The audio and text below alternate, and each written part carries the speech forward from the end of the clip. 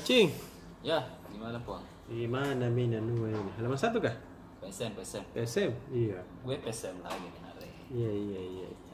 Jadi PSM kita bicara sedikit bahwa setelah melalui babak penyisihan, kemudian semifinal di Piala Presiden dan di babak penyisihan Piala FC kan itu kan banyak pemain kita yang cedera tuh.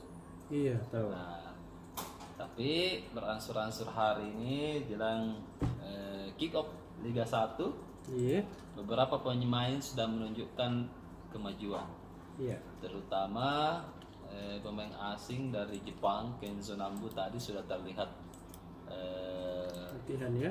sudah latihan dan videonya sudah beredar. Dia sedang dribbling ya bola. Kemudian tadi juga Abdul Rahman sudah mulai latihan, padahal Abdul Rahman ini sudah cedera sejak Liga lalu. Oktober ya, Oktober 2021. Udah lama sekali, sekitar 8 bulan. Sudah mulai latihan meskipun Abdul Rahman latihan terpisah. Kemudian beberapa juga pemain lain seperti Everton dan Yuran tadi ikut fisioterapi sekitar 3 hari karena ada masalah. Nah, terakhir kan waktu lawan Borneo ini keras sekali kemarin Iya. pertandingannya melawan Borneo, dan ini juga karena beberapa pemain-pemain inti seperti Everton, Yuran juga terdampak akibat permainan keras dari Borneo kemarin Yes. yang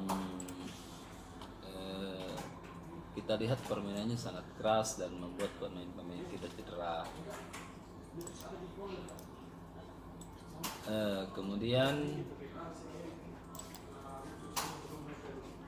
Yance juga sudah tadi, kalau kita, dia kan kemarin mengalami cedera engkelnya, jadi dibiarkan di istirahat full untuk memulihkan. Kemudian Safruddin Tahar juga sudah ikut program MRI atau pencitraan resonansi magnetik, dilihat semua di mana sebenarnya titik yang cedera. Jadi ada memang pemain yang cedera, tapi sudah ada juga pemain yang sudah mulai fit kembali Yes. untuk mengisi kekosongan yang ditinggalkan. Seperti Safruddin Tahar sudah ada, Abdul Rahman, kemudian Yance ada juga pemain-pemain lain. Kemudian Yuran masih ada seperti Abdul Manan ya, Agung, dan beberapa pemain-pemain pelapis lainnya yang semoga saja bisa melapis nantinya. Kemudian masih ada juga Ganjar Mukti. Yes. Nah, jadi kita berharap ada perkembangan yang positif untuk pemain-pemain kita, dan kita akan terus laporkan bagaimana perkembangannya. Besok kita angkat ini pemain-pemain sudah mulai sembuh dari cedera. Kemudian yang terbaru juga bahwa PSM kini membenahi bagaimana penyelesaian akhir. Jadi setelah dilihat dari trial, kemudian Piala Presiden, dan terakhir Piala FC juga, kita kan masalah penyelesaian akhir. Bayangkan di Piala Presiden itu ada 44 tembakan yang dilepaskan, tapi hanya 17 yang memenuhi, yang tepat sesayar, dan 2 berbuah gol. Yes. Artinya ini mesti diselesaikan di masalah itu, di masalah finishing touch. Dan kemarin juga sudah kita bahas sebenarnya itu. Jadi PSM itu di masalah penyelesaian akhir, apakah di masalah gelandang serangnya, kemudian di strikernya, di pemain sayapnya, itu mesti diselesaikan sehingga berbuah gol. Karena kalau kita lihat statistik permainan, PSM tidak kalah kalau dalam hal menyerang, bahkan lebih banyak biasa possession ball-nya. Cuman di situ di masalah penyelesaian akhir, dan itu yang menjadi pekerjaan rumah untuk Tavares, sehingga ini yang terus dilatih tadi di lapangan Zipur di Maros untuk dicarikan bagaimana formula menyerang yang tepat sasaran. Nah itu kalau dari PSM. Kemudian dari Sulsel sendiri kita angkat masalah Idul Adha yang jatuh pada tanggal 9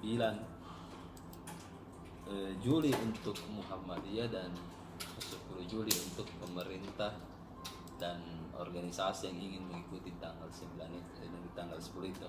Tapi khusus tanggal 9 dan 10 kita turunkan besok laporan titik-titik lokasi salat Idul Adha. Jadi bagi tribuners yang meyakini Muhammadiyah silakan besok datang di titik-titik salat Idul Adha Muhammadiyah. Kemudian yang meyakini tanggal 10 Juli silakan juga datang. Dan untuk tanggal 9 itu dipusatkan di Pusdam Muhammadiyah di Jalan Perintis, kemudian juga di lapangan